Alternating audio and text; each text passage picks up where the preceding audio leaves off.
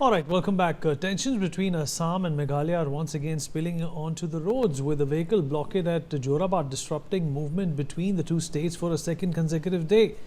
The standoff follows allegations that Assam registered vehicles were attacked during a Khasi students' union rally in Shillong. In retaliation, the Assam State Drivers Union has blocked Meghalaya registered vehicles and stopped Assam vehicles from entering Meghalaya. More than 100 drivers are taking part in the blockade, demanding an assurance from the Meghalaya government that Assam drivers travelling to Shillong will not be harassed or stopped. While ambulances and goods carriers are reportedly being allowed through, passengers, businesses and the tourism sector are facing disruptions. Drivers warn that the timing could be particularly damaging, with Meghalaya's peak tourist season approaching and Guwahati serving as a key gateway for visitors. So tonight the question is, how long can this cycle of allegations, blockades and retaliation continue, and can both states find a permanent solution?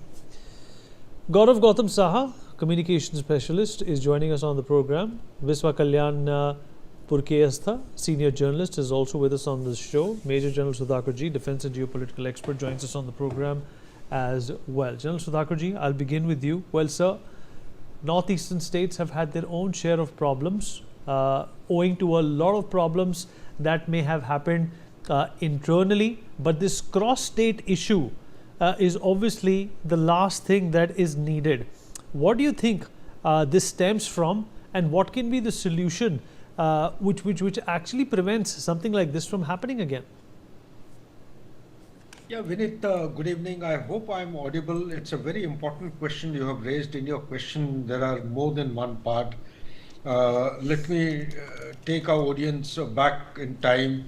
It is not for the first time it has happened. It has taken place in the past as well.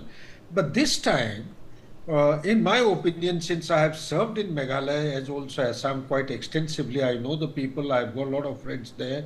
I can say that there is a very serious escalation which is taking place.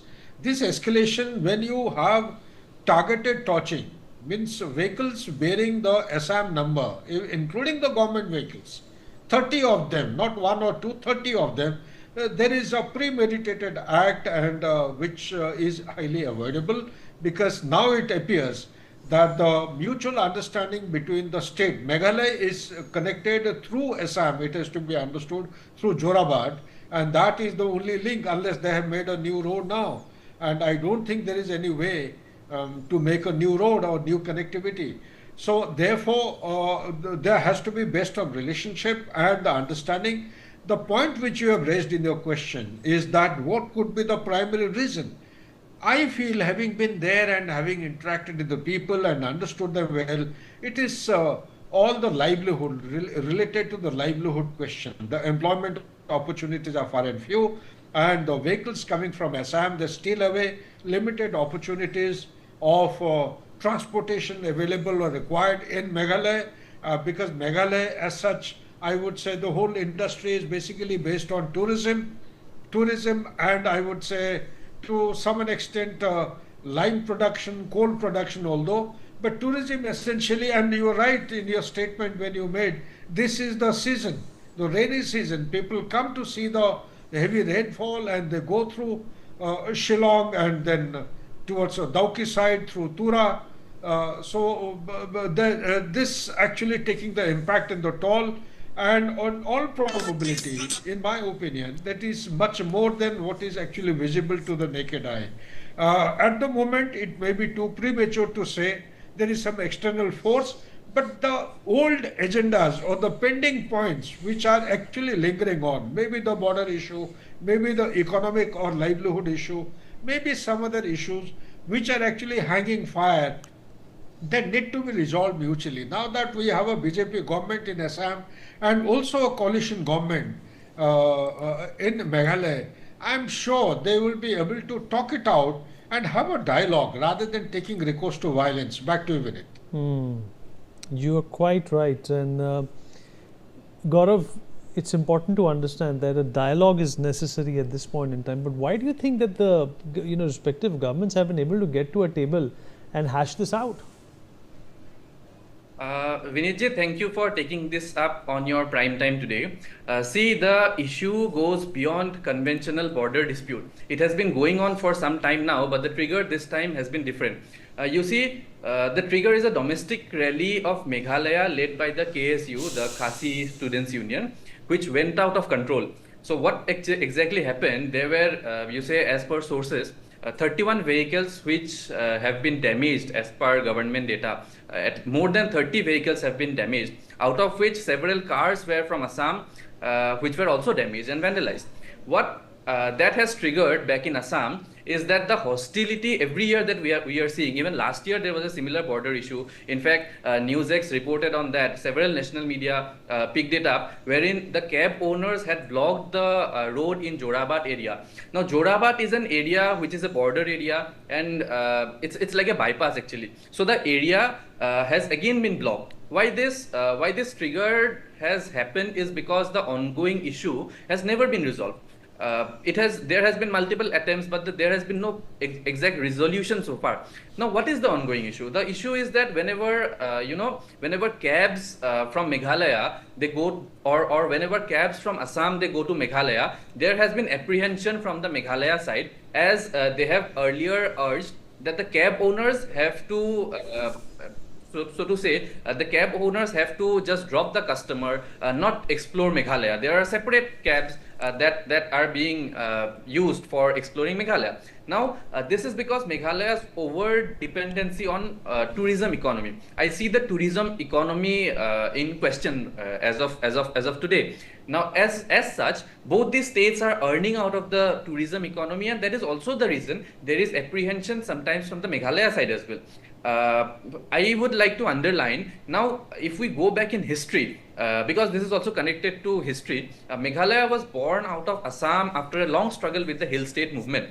Now the issues that the Hill State movement raised is that of Assam's hegemony over Meghalaya. We can say that the cultural and economic domination. So the economic domination plays a very major role. So the cultural and economic domination over Meghalaya comes into point.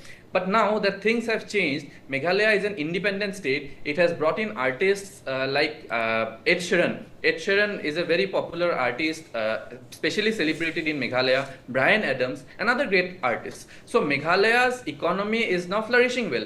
But there is always this question mark that are raised, that their businesses sometimes are taken away by some, let's say, some external forces or the business promoters in Assam. So when this is an ongoing issue which needs to be settled, and the only way forward currently is both the governments should sit together to solve the law and order situation. Assam Chief Minister and Meghalaya Chief Minister, Dr. Himanta Biswa Sharma and Conrad Sangma, respectively, have spoken to each other this week, and they have appointed designated ministers to carry it up. However, merely stakeholders, which includes the Cab Owners Association of both the states, they of course need to sit together, but then they also need to formulate some, let's say, unsaid or unwritten rules so that the taxi and the cab operators can function smoothly. Remember, we are talking about Shillong, which comes under top 10 most visited tourist cities of the world. And when we talk about a city like that, in fact, Shillong is also one of my personal favorite go-to places in Northeast. So when we talk about a city like that, a state like Meghalaya, obviously there are going to be economic interests, which is going to be important for both the states. So there needs to be a proper discussion so that these kind of incidents are not repeated, and the kind of atmosphere that we have built in Northeast, all of these states, Assam, Arunachal Pradesh, Meghalaya, Nagaland, Manipur, Mizoram, Sikkim and Tripura, all of the 8 states of Northeast over the last 1 decade or more, wherein more and more tourists and businesses are coming in, that kind of atmosphere should not be hampered, and the overall brand value of Northeast has to remain like one family. It has to continue as a family at large. The Northeast has to be Let me also bring in Biswa into this conversation as well. Biswa, Gaurav has made some important points that the evolution of the economy as well as the social fabric in northeastern states has been non-stop. These events cannot define what's actually going on in these states. Yeah, because both the states are dependent on each other.